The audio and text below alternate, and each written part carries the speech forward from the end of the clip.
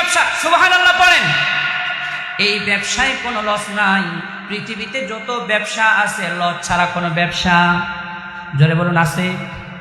কিন্তু আল্লাহ রাব্বুল আলামিন ঘোষণা করলেন, ইন্নাল্লাযীনা ইয়াতলুনা কিতাবাল্লাহ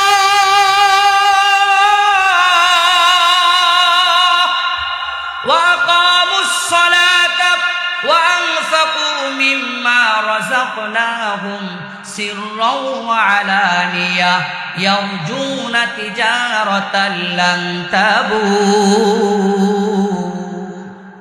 আল্লাহ রাব্বুল আলামিন বলেন, তিনটা জিনিস, তিনটা ব্যবসা, এমন ব্যবসা যে ব্যবসায় কখনো লস নাই, শুধু লাভ আর লাভ।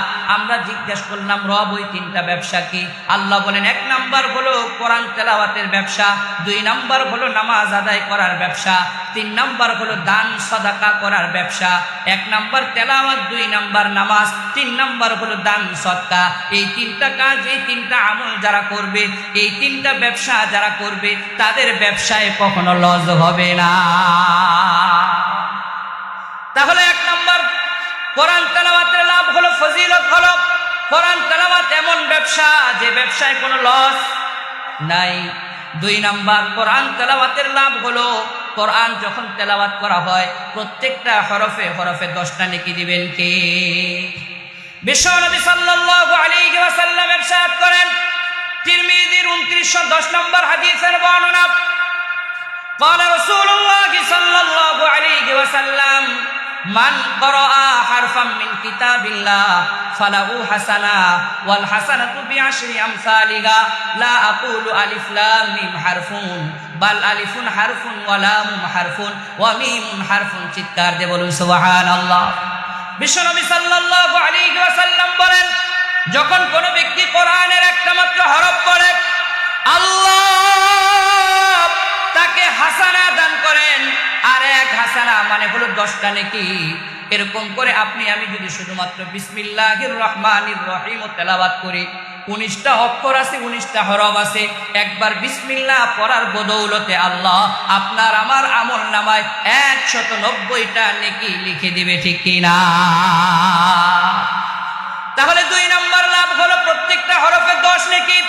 তিন নাম্বার, যে জায়গায় কোরআন তেলাওয়াত করা হবে ওই জায়গার ব্যাপারে আল্লাহর রাসূল 4টা পুরস্কারের কথা ঘোষণা করেছেন।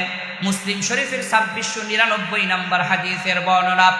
বিশ্বনবী সাল্লাল্লাহু আলাইহি ওয়াসাল্লাম বলেন, মাজতামাআ কওমুন ফি বাইতিন মিন বুয়ুতিল্লাহ ইয়াতলুনা কিতাবাল্লাহ ওয়া ইয়াতাদারাসুনা বাইনাহুম ইল্লা হাফাতহুমুল মালায়েকা ওয়া নাযালাত আলাইহিmus সাকিনা ওয়া গাশিয়াতহুমুর রাহমা ওয়া যাকারাহুমুল্লাহু ফি মান ইনদা। বিশ্বনবী সাল্লাল্লাহু আলাইহি ওয়াসাল্লাম বলেন, যে জায়গাতে মানুষ কোরআন তেলাওয়াত করার জন্য, যে ঘরে মানুষ কোরআন তেলাওয়াত করার জন্য একত্রিত হয়, মানুষ যখন কোরআন তেলাওয়াত করে অথবা পরস্পরে যখন কোরআন দাওয়ার করে, ওই জায়গাতে 4টা জিনিস আল্লাহর পক্ষ থেকে করা হয়। এক নাম্বার, আল্লাহ রব্বুল আলামিন ওই স্থানটাকে রহমতের ফেরেশতা দ্বারা বেষ্টন করে রাখে। দুই নাম্বার, বিশ্বনবী বলেন, ওয়া নাযালাত আলাইহিমুস সাকিনা, আল্লাহ বিশেষ রহমত তাদেরকে বেষ্টন করে নেয়। তিন নাম্বার, ওয়া গাশিয়াতহুমুর রাহমা, আল্লাহর রহমত তাদের উপরে ছেয়ে যায়। চার নাম্বার, ওয়া যাকারাহুমুল্লাহু ফি মান ইনদা, যারা কোরআন তেলাওয়াত করতেছে আল্লাহ এদেরকে নিয়ে ফেরেশতাদের মজলিসে আলোচনা করতে থাকে। আল্লাহ রাব্বুল আলামিন এদের ব্যাপারে জিজ্ঞেস করেন ফেরেশতাদেরকে, এরা কি চায়? ফেরেশতারা বলে, আল্লাহ এরা জাহান্নাম থেকে মুক্তি চায়। আল্লাহ বলে, এরা কি জাহান্নাম দেখছে? বলে যে না, দেখে নাই। যদি দেখতো তাহলে তো আরো পাগল পাড়া হয়ে যেত। আল্লাহ বলে, যাও তোমরা সাক্ষী থাকো, আমি আল্লাহ এদেরকে জাহান্নাম থেকে মুক্তি দিয়ে দিলাম। একের পর এক বিভিন্ন রকমের কথাবার্তা ফেরেশতা এবং আল্লাহর মধ্যে হতে থাকে। আমরা ওই দিকে আর যাব না, কথা লম্বা হয়ে যাবে। তাহলে কোরআন তেলাওয়াতের 3 নাম্বার ফজিলত হলো, যে জায়গায় কোরআন তেলাওয়াত করা হবে ফেরেশতা বেষ্টন করে রাখবে, আল্লাহর রহমত নাজিল হবে, আল্লাহর রহমত ওই বাড়িটাকে ছেয়ে নিবে।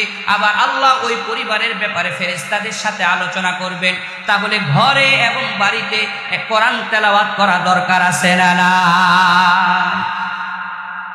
4 নম্বর, কোরআন তেলাওয়াত যারা করবে, বিশ্বনবী সাল্লাল্লাহু আলাইহি ওয়াসাল্লাম ইরশাদ করেন, মুসলিমের 1910 নম্বর হাদিসের বর্ণনা, ইকরাউল কুরআন ফাইন্নাহু ইয়াতি ইয়াউমাল কিয়ামাতি শাফিআ। বিশ্ব নবী বলেন, আমার উম্মতেরা, ইকরাউল কুরআন, তোমরা কোরআন তেলাওয়াত করো, ফাইন্নাহু ইয়াতি ইয়াউমাল কিয়ামাতি শাফিআ, কেননা এই কোরআন কিয়ামতের ময়দানে তোমাদের জন্য সুপারিশকারী হয়ে যাবে। তাহলে কোরআনকে সুপারিশকারী বানানো দরকার আছে না নাই? তাহলে যারা কোরআন তেলাওয়াত করে, আমার মা বোনেরা, যাদের কান পর্যন্ত আওয়াজ যাচ্ছে, স্টার জলসার জি বাংলার কটকটি আর বটবটি না দেখে কোরআন তেলাওয়াত করুন। এই কোরআন আপনার আমার পক্ষের সুপারিশকারী হয়ে যাবে, ঠিক কিনা? এরপরে 5 নম্বর, যারা কোরআনে কারীম তেলাওয়াত করবে এরা আল্লাহর পরিবারভুক্ত লোক হয়ে যায়। সুবহানাল্লাহ পড়েন। যারা কোরআন তেলাওয়াত করে এরা কার পরিবারভুক্ত হয়ে যায়?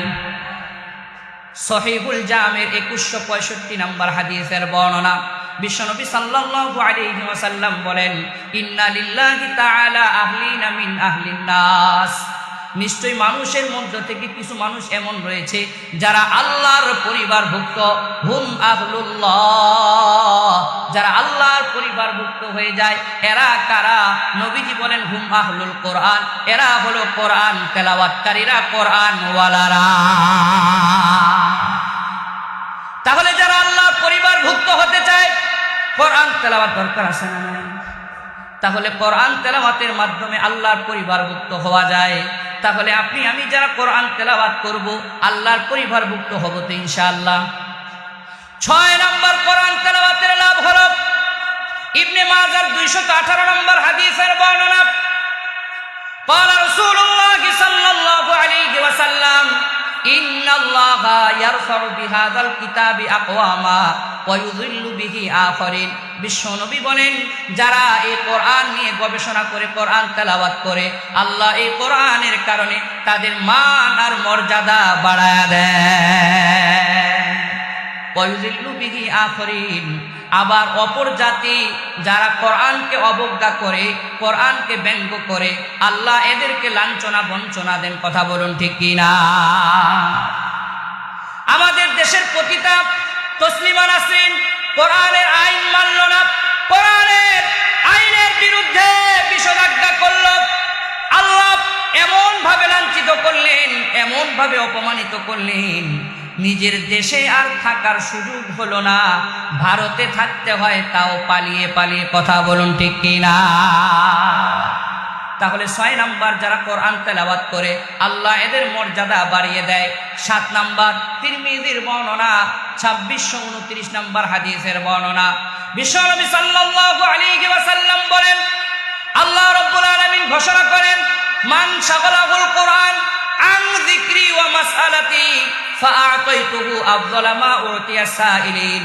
যেই ব্যক্তি কোরআন তেলাওয়াতে ব্যস্ত থাকে, কোরআনের ফিকিরে ব্যস্ত থাকে, কোরআনের গবেষণায় ব্যস্ত থাকে, আমার জিকির করতে পারে না, আমার কাছে দোয়া করতে পারে না, যারা দোয়া করে জিকির করে আমি আল্লাহ এদের চাইতেও কোরআন তেলাওয়াতকারীকে বেশি দান করে দিব। তাহলে কোরআন তেলাওয়াত দরকার আছে না নাই? সব সময় যদি আপনি আমি অন্য কোনো জিকির না করে কোরআন তেলাওয়াত করি, তাহলে জিকিরকারী ব্যক্তি যেই পরিমাণ সওয়াব পাবে আল্লাহ এর চাইতেও আপনাকে আমাকে বেশি সওয়াব দান করবে, ঠিক কিনা? দোয়াকারী ব্যক্তি যা যা পাবে, আপনি আমি যদি কোরআন নিয়ে ব্যস্ত থাকি, তাহলে আল্লাহ আপনাকে আমাকে ওই দোয়াকারী ব্যক্তির চাইতেও বেশি দান করে দিবেন। চিৎকার দিয়ে বলেন সুবহানাল্লাহ।